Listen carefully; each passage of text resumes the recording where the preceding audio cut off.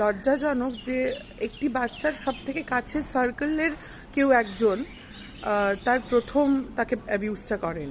মানে ডেফিনেটলি ক্যারেক্টারের সাথে গানের কোনো বিরোধ নেই, আমি সেদিন যা বলেছিলাম আজকেও তাই বলছি যে না, এমন কাজ করলে আমাদের অনেক কড়া শাস্তি হতে পারে।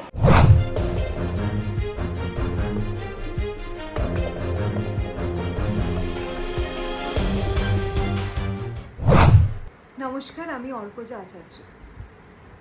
এই মুহূর্তে এই পরিস্থিতিতে দাঁড়িয়ে আমার একটাই পরিচয়, আমি একজন মহিলা। আজকে আরজিকর হাসপাতালে যেই জঘন্যতম অপরাধটি ঘটেছে, তারপরে বিশ্বাস করুন প্রচণ্ড রাগ হচ্ছে, তার সাথে হচ্ছে ভয়। আমাদের তো কোথাও যাওয়ার উপায় নেই, আমরা বাসে নিরাপদ নই, রাস্তায় নিরাপদ নই, দিনের বেলা নিরাপদ নই, রাতের বেলা নিরাপদ নই। আমরা কোথায় যাব তাহলে? আমাদের মেয়েদের যাওয়ার জায়গাটা কোথায়? কর্মক্ষেত্রে একটি মেয়ে 36 ঘন্টা ডিউটি করার পরে তাকে ধর্ষণ করে খুন করা হয়। হ্যাঁ, তার কর্মক্ষেত্রে। বিশেষ করুন নিজেকে দোষী মনে হচ্ছে। কেন মনে হচ্ছে জানেন? কারণ আমাদের সাথে যখন ছোট ছোট অস্বস্তিকর পরিস্থিতি তৈরি হয়েছিল, আমরা চুপ করেছিলাম, আমরা গলা তুলি। কারণ আমাদের তো শেখানোই হয়, মেয়েরা যদি গলা তুলে কথা বলে, মেয়েরা যদি প্রতিবাদ করে, তাহলে আঙুলটা মেয়েদের দিকেই তোলা হয়। কর্মক্ষেত্রে হোক, রাস্তায় হোক, ঘাটে হোক, যে কোনো অস্বস্তিকর পরিবেশ যদি কোনোভাবে ঘটে বা কেউ ঘটানোর চেষ্টা করে, দয়া করে গলা তুলুন, কারণ আমাদেরকে আমাদেরটাই বুঝে নিতে হবে। প্রত্যেকটি বাচ্চার, বিশেষ করে যদি তারা মেয়ে সন্তান হয়, বাবা মায়েদের একটা অদ্ভুত দুশ্চিন্তা আগেও ছিল, হয়তো এখন আরও বাড়ছে। কেন বলছি এখন আরও বাড়ছে? কারণ আমাদের ছোটবেলায় আমরা বাচ্চা অবস্থায় বাবা মা আমাদেরকে ব্যাড টাচ গুড টাচ শেখাবেন তার অনেক আগে হয়তো খুব কাছের সার্কেলের কোনো মানুষ আমাদের সঙ্গে এমন কোনো আচরণ করেছিলেন যেটা আমরা বাবা মাকে গিয়ে বলেছিলাম। সেটা অনেক সময় গৃহশিক্ষক, অনেক সময় পাড়ার কাকু, দাদা। এবং এটা ভীষণ লজ্জাজনক যে একটি বাচ্চার সব থেকে কাছের সার্কেলের কেউ একজন তার প্রথম তাকে অ্যাবিউজটা করেন। আমার ক্ষেত্রে আমার মাকে বলায় আমার মা বিশ্বাস করেছিলেন এবং আমার মা একটি স্ট্যান্ড নিয়েছিলেন। আমার কর্মক্ষেত্রের দিক থেকে যদি বলি, আমরা অনেক রাত অবধি অনেক সময় শুটিং হয়, ইত্যাদি হয়, এবং তারপরে আমাদেরকে আমরা রাত করে করে পাবলিক ট্রান্সপোর্টে অনেক সময় বাড়ি ফিরি। মানে পাবলিক ট্রান্সপোর্ট বলতে সবসময় যদি বাস মেট্রো নাও হয়, ওলা উবার, সেক্ষেত্রেও কিন্তু মাঝে মধ্যে ভয় লাগে না যে তা নয়। এবং আমি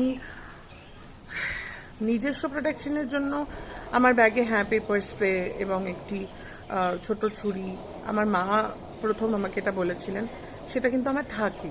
মানে কি বলবো, আমার খারাপ লাগছে বলতে। এই কলকাতা শহরকে বড্ড ভালোবাসি, রাতের তিলোত্তমা। এবং আমার মনে আছে আমরা যখন কলেজে পড়তাম, আমরা সারা রাত ধরে কলকাতায় হেঁটেছি, কত সময় বন্ধু বান্ধবেরা মিলে একসাথে। কিন্তু তখন কিন্তু পেপার স্প্রে রাখার কথা ভাবিনি। যত দিন যাচ্ছে খুব কনসিয়াসলি ব্যাগে একটা পেপার স্প্রে ভরে নিচ্ছি এবং সহকর্মী বা বন্ধুদেরকেও বলছি রেখে দাও, অন্তত কিছুটা সময় পাওয়া যাবে যতক্ষণে আমরা একটু অন্য সাহায্য চাইতে পারি। প্রোটেকশনের জন্য মেয়েরা এটা রাখুন, আর সমাজ একটু পাল্টানোর চেষ্টা করুক যাতে এগুলো ছাড়াও মেয়েরা রাস্তায় বেরোতে পারে, এটাই বলবো। বাড়ি ফিরছিলাম ইন ড্রাইভারে করে, তো ওখানে যে ড্রাইভার ছিল সে আমার সাথে বাজে ব্যবহার করে, কথা কাটাকাটি হয়।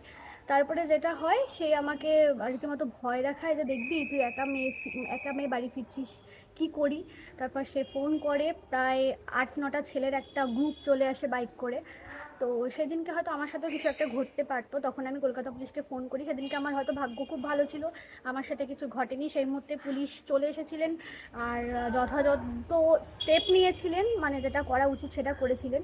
কিন্তু সেদিনকে হয়তো আমার ভাগ্য খারাপও হতে পারতো, আমার সাথে কিছু ঘটতে পারতো, বা আমার জায়গায় কেউ যদি থাকতো তার সাথেও খুব খারাপ কিছু ঘটতে পারতো।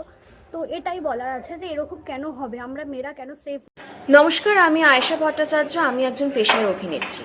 এবং হ্যাঁ, আমাদেরকেও আমাদের প্রফেশনের জন্য অনেক রাত বিরেতে বাড়ি ফিরতে হয়, অনেক দূর দূরে শুটিংয়ে যেতে হয়, এবং সবসময়তেই যে আমরা প্রোডাকশন সাপোর্টটা পাই তা নয়, অনেক সময়তে আমরা নিজেরাও একা ট্রাভেল করে থাকি।